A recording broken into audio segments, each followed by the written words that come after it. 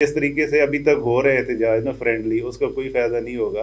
अगर भरपूर एहतजाज करेंगे तो ही उसके रिजल्ट निकलेंगे। इस्लाम हमें जो है ना इस चीज़ का हुक्म देता है कि जो वेल्थ है उसकी प्रॉपर डिस्ट्रीब्यूशन हो, हर एक बंदा जो है ना वो हो। अगर इमरान खान का आप देखें तो उन्होंने एक कोशिश की थी कि जो पॉवर्टी लेवल से जो है ना लोगों को निकाल के एक प्रॉपर सोसाइटी की जाए और इक्वल जो है ना अपॉर्चुनिटीज़ क्रिएट की जाएँ। डेमोक्रेसी को अगर देखा जाए तो एंटी इस्लाम है, हमारा तो वो सिस्टम ही नहीं है, लेकिन फिर भी उसको परवान चढ़ाने के लिए कोशिश यही होनी चाहिए कि जिसकी भी हुकूमत है वो 5 साल निकालें। अस्सलाम वालेकुम 89 न्यूज़ के साथ मैं हूं सादिया बुखारी। नाज़रीन, पाकिस्तान तहरीक इंसाफ फिर से परवान चढ़ती तहरीक, बुशरा बीबी जेल से बाहर आ गई। आगे क्या होगा?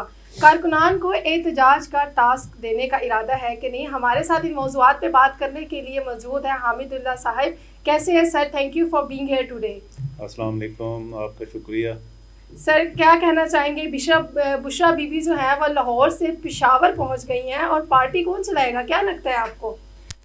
देखिए, अगर पार्टी फैमिली में जानी होती तो जब गौहर साहब को चेयरमैन बनाया था ना तो उस वक्त फैमिली में ही चली जाती। इसमें कोई शक नहीं है कि इमरान खान की फैमिली ने बहुत ज़्यादा कुर्बानियाँ दी हैं, चाहे उसकी वाइफ हो, चाहे उसकी बहनें हों, चाहे उसके भांजे हों। तो जो एक आम वर्कर के साथ हो चुका है पीटीआई के, वो उसकी पूरी फैमिली ने बराबर सहा है। इवन इस वक्त भी मिलिट्री कस्टडी में है। तो इसमें तो कोई शक नहीं है कि उन्होंने पार्टी के लिए बहुत ज़्यादा कुर्बानियाँ दी हैं। लेकिन जिस तरह का उनका स्ट्रक्चर है इमरान खान का, तो वो कभी नहीं कहेंगे कि उनकी फैमिली जो है ना पार्टी को टेक ओवर करे और ये एक फैमिली पार्टी बने। अच्छा सर, मुल्क के जो मुख्तलिफ शहरों में एहतजाज भी होने का लगता है कि एहतजाज भी होंगे, तो क्या पीटीआई फिर से जो है वो ड्राइविंग सीट पर आ रही है?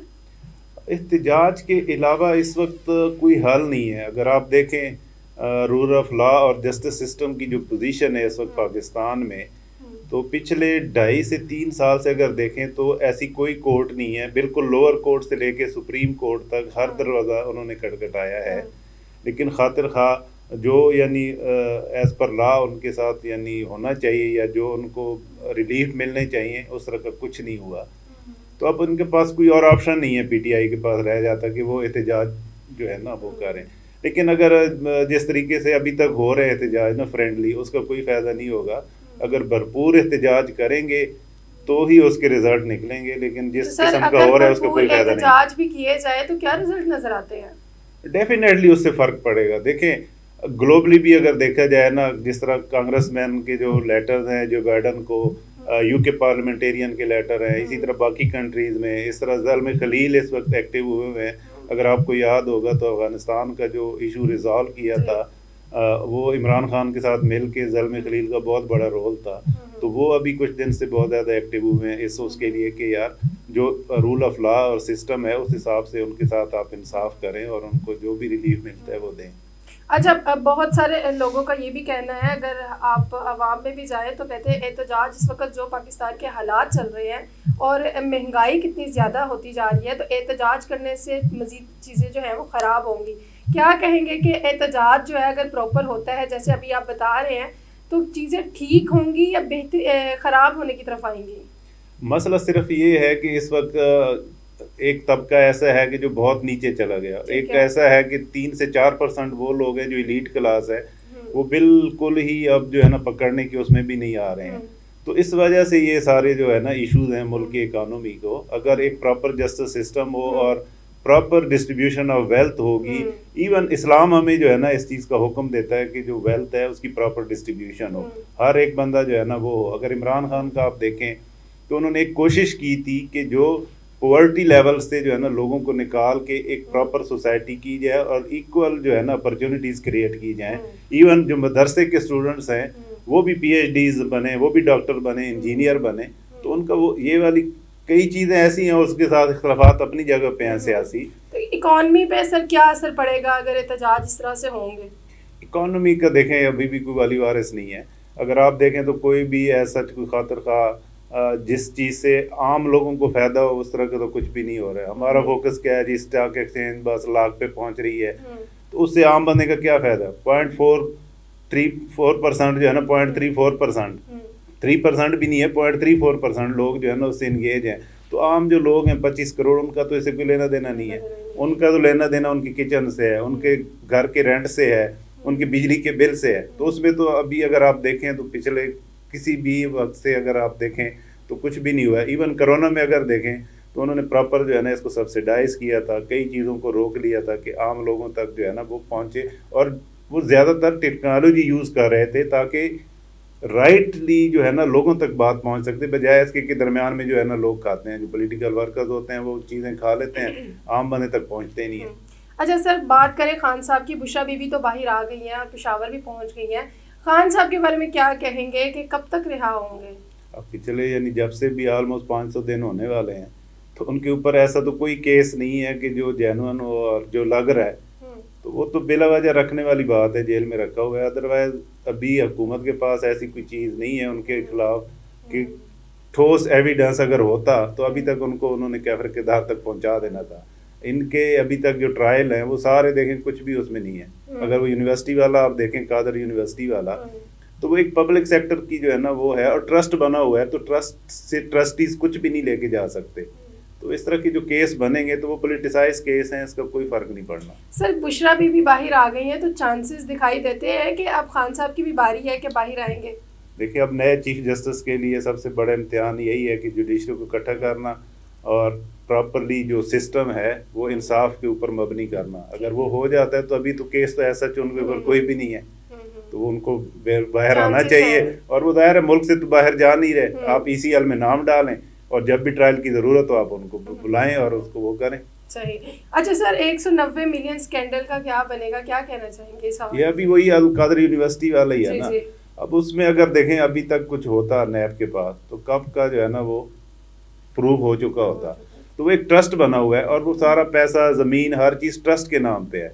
या तो है कि इमरान खान के नाम पे हो, बुशरा बीबी के नाम पे हो या किसी और पे हो ना, तो फिर तो वो केस बनता है। एक ट्रस्ट बना, उसमें आम लोगों के बच्चे पढ़ रहे हैं और वो एक विजन था उनका कि सीरत नबी जो है उसको प्रमोट करना, ताकि जब तक देखें एज ए इस्लामिक कंट्री ना तो हम अल्लाह के कवानीन को मानते हैं ना हज़ूर सल्लल्लाहु अलैहि वसल्लम की सुन्नत पे चलते हैं। उसकी वजह क्या है कि जो हमारा एजुकेशन सिस्टम है वो सारा जो है ना बिल्कुल बोगस है, उसमें कोई रियलिटी वाले है ही नहीं कोई चीज़।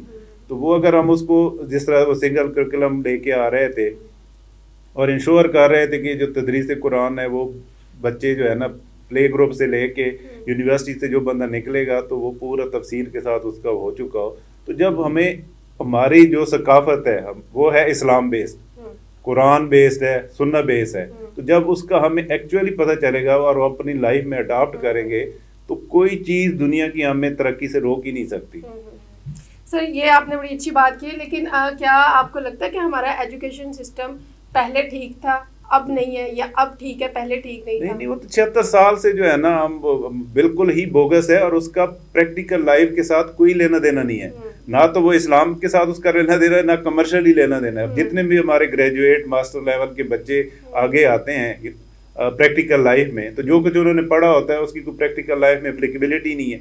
तो हम तो बिला वजह उनका जो है ना वो एक यानी जस्ट पेपर जो है ना उनके पास है, जो डिग्री है उसकी प्रैक्टिकल लाइफ के साथ कोई लेना देना नहीं है। हमें अपने पूरा जो एजुकेशन सिस्टम है इसको उठा के नए सिरे से, आप किसी भी कंट्री का जो डेवलप्ड कंट्रीज हैं जहाँ पे सक्सेस, जापान का उठा लें आप, जर्मनी का उठा लें, किसी भी मुल्क का उठा के उसको अपने जो है कुरान और सुन्ना उसमें ऐड करके उसको चलाएं। छोटे छोटे बच्चे हैं 10-10 किलो के उनके बैग होते हैं, अपना नाम लिखना नहीं आता, बस 2 लफ्ज अंग्रेजी के बोल लेते हैं, हम खुश हो जाते हैं कि जी बड़ा कुछ है। अच्छा सर, लास्ट टाइम जब PTI का एहतजाज हुआ था और वो कैंसिल हो गया था, अब आपको क्या लगता है कि अगर अब एहतजाज होता है तो कारकुनान जो है वो उसी तरह से बल्कि उससे ज़्यादा तरीके से बाहर निकलेंगे, सड़कों पे आएंगे एहतजाज के लिए? देखिए, इस वक्त बात कारकुनान की नहीं है, बात पाकिस्तानियों की बका की है।